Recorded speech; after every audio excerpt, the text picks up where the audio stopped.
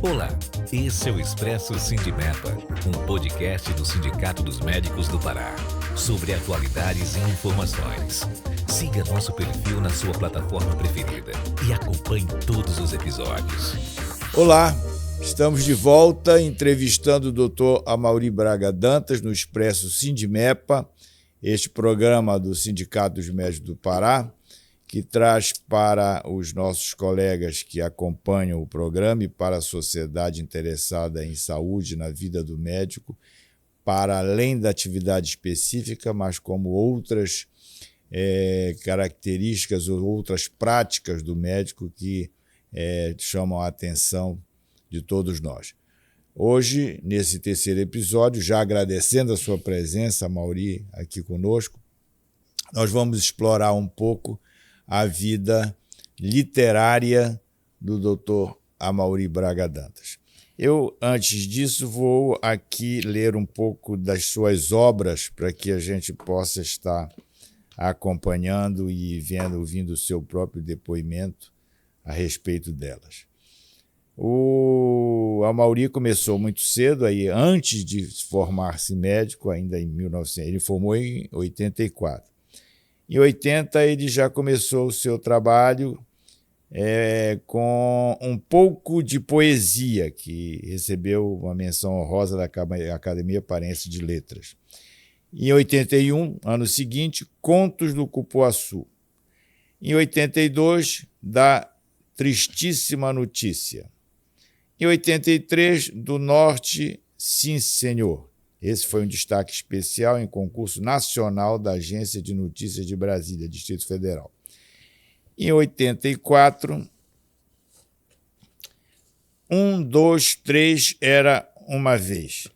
Histórias infantis, isso foi um trabalho já publicado com capa de Biratã Porto, da gráfica Falângula.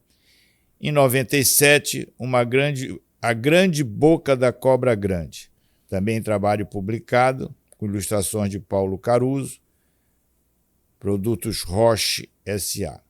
Em 98, Anjos da Escuridão, publicado pela gráfica e editora Sagrada Família.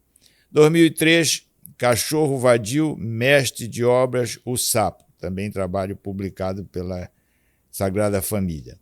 Em 2004, Encantos e Encantamentos de uma Ilha do Rio Mar. Meu querido mosqueiro, eu sou mosqueirense roxo, como se diz, né? Também um trabalho publicado pela gráfica Sagrada Família.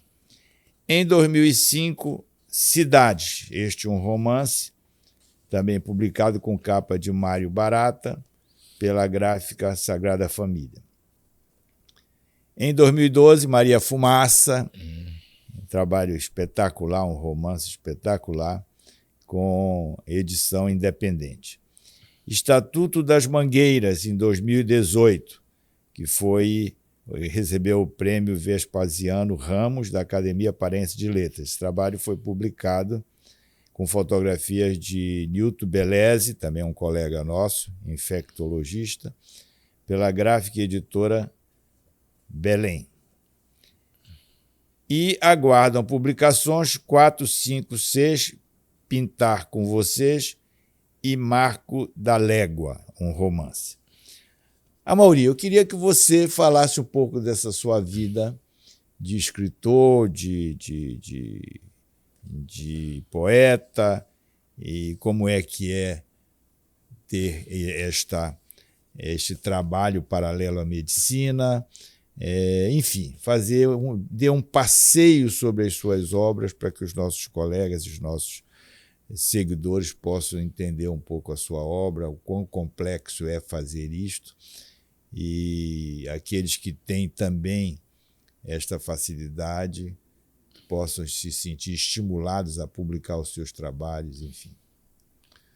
Olha, meu pai era funcionário público e a minha mãe dona de casa, mas em casa nós tínhamos a coleção do Tesouro da Juventude, da obra do Eça de Queiroz, do Humberto de Campos, e meu avô materno gostava muito de cantar, de recitar poesia, filho de portugueses. Então, assim, esse calor pelas letras, pela poesia, vem de família, de versos recitados, de textos que a gente ouve em roda familiar, né? Então, assim, quando bem jovem, eu tentei um livro que tivesse sobre a mitologia, sobre as lendas amazônicas, e não encontrei aquele conjunto. Então, resolvi fazer em versos e em prosa textos curtos que fossem dirigidos para criança. Esse é meu primeiro livro publicado, 1, 2, 3, Era Uma Vez.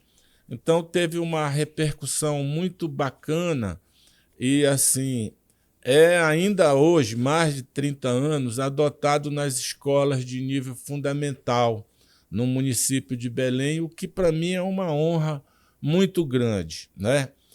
Quando a gente é jovem, 15, 16, 17 anos, todos nós somos poetas.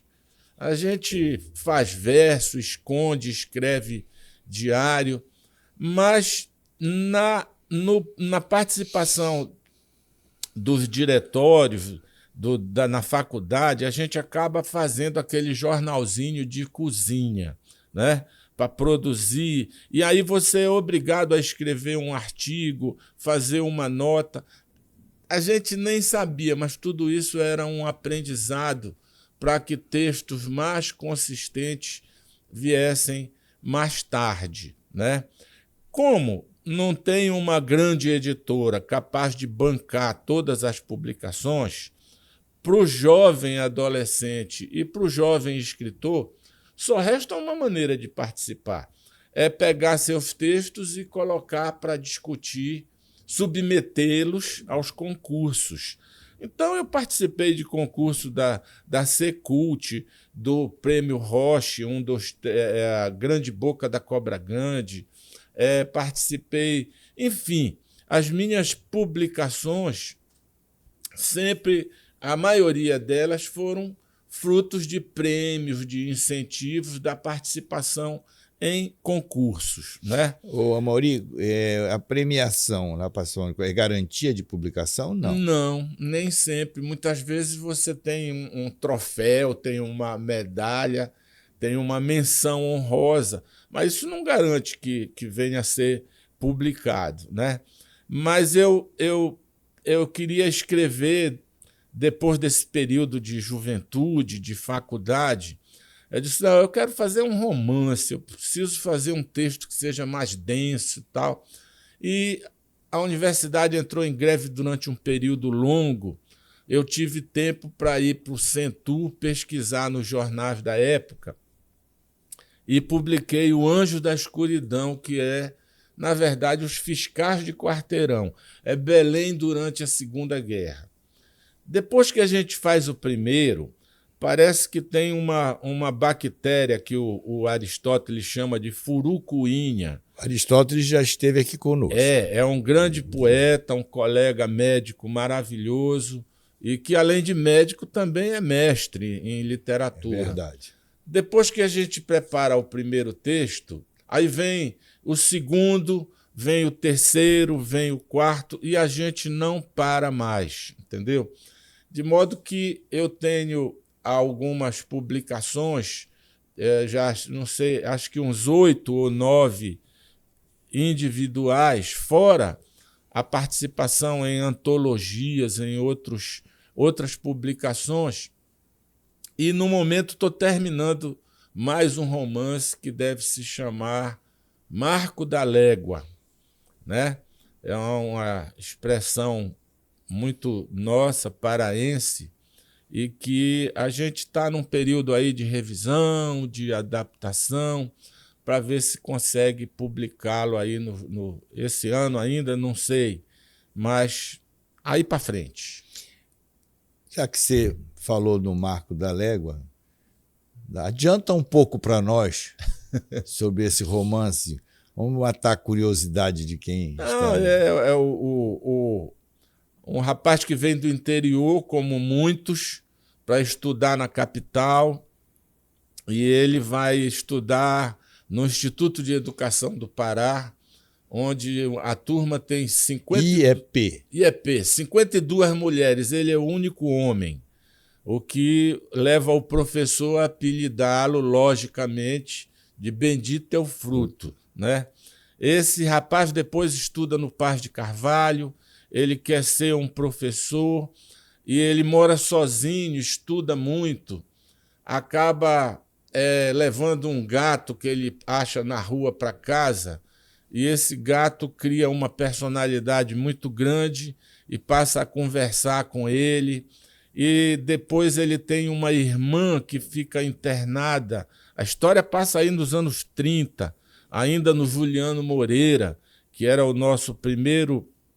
Antes foi o Hospital dos Alienados, e assim... E que fica lá no Marco da Légua. Lá no Marco da Légua. O Marco da Légua fica exatamente onde era o antigo Juliano Moreira. Que hoje é a UEPA, o centro lá da Almirante Barroso. Almirante Barroso, em frente, bem no centro da avenida, tem o Marco da Légua, né? Que marca ali o início da Légua. Wilson, o Gabriel Garcia Marques, grande escritor, Prêmio Nobel de Literatura, sim, ele dizia que a literatura tem um poder fantástico de nos envolver e provocar a liberação de endorfinas. Então, talvez o ato de escrever possa ser comparado com a levitação. Então, assim, quando você define um tema, define um roteiro e se envolve com os personagens, a nossa capacidade de abstração ela é muito grande, mas a capacidade de satisfação é maior ainda. Então, para escrever, não precisa de álcool, não precisa de maconha, não precisa de droga nenhuma. Basta que você se concentre, faça pesquisa, naturalmente, e se determine aquele momento de criação. Que alguém já disse que também é quando mais o homem se parece com Deus, né? Porque Deus é criador. Então, quando a gente senta e produz algum texto que seja importante, que seja significativo, é quando a gente é um pouquinho Deus, porque a gente se assemelha ao grande Criador. Na citação, na afirmação que você fez, que não precisa de álcool, não precisa de maconha, tem um pouco de, se eu entendi bem, um pouco de crítica aos autores dos versos tão lindos das músicas que mais impactam nas nossas vidas, que dizem que criaram sob o efeito de drogas, sob o efeito de... Isso, obviamente, não é verdade. É isso? Eu não acredito nisso, não acredito. Dizem que o Vinícius de Moraes, que é um dos maiores poetas que a literatura brasileira não teve, segundo João Cabral de Melo Neto, porque ele foi para a música, né? O Vinícius gostava de um bom uísque, mas eu vi um dia desse uma entrevista onde ele diz que nunca escreveu um verso sob efeito de álcool. Sempre com pura lucidez, né? Eu não acredito nesse negócio de inspiração, né? Você está em casa, olha pela janela, vê uma lua maravilhosa e tem que sentar e fazer um poema, um soneto sobre a lua. Eu acho que literatura é muito trabalho, é muita pesquisa, é muita dedicação, mas os resultados e o processo... assim, a gente vai ficando mais velho, e aí os estudantes vêm entrevistar, né? Diz, como é o seu processo criativo? Aí eu costumo, brincando, dizer, olha, meu processo criativo é com papel borrão e caneta esferográfica em cima da mesa. Eu não sei escrever grandes textos em computador. Então, o processo O Milor Fernandes dizia que é a coisa mais fácil do mundo. Você começa com uma letra maiúscula e termina com um ponto. No meio você vai colocando as ideias, né? Não é bem assim, mas é um processo muito maravilhoso e que é capaz de liberar as endorfinas, né? O atleta, quando está correndo, né? O artista, quando está na plenitude da sua voz, do seu canto. Então, esse prazer imenso que muitas vezes é induzido pelas drogas, o escritor não precisa. Perfeito. E assim encerramos mais este episódio com essa entrevista deliciosa com Amaury Braga Dantas, que estará de volta conosco para mais um episódio, o 4º episódio desse mês de junho. Obrigado, Amaury, e reserve o cafezinho para o nosso próximo episódio.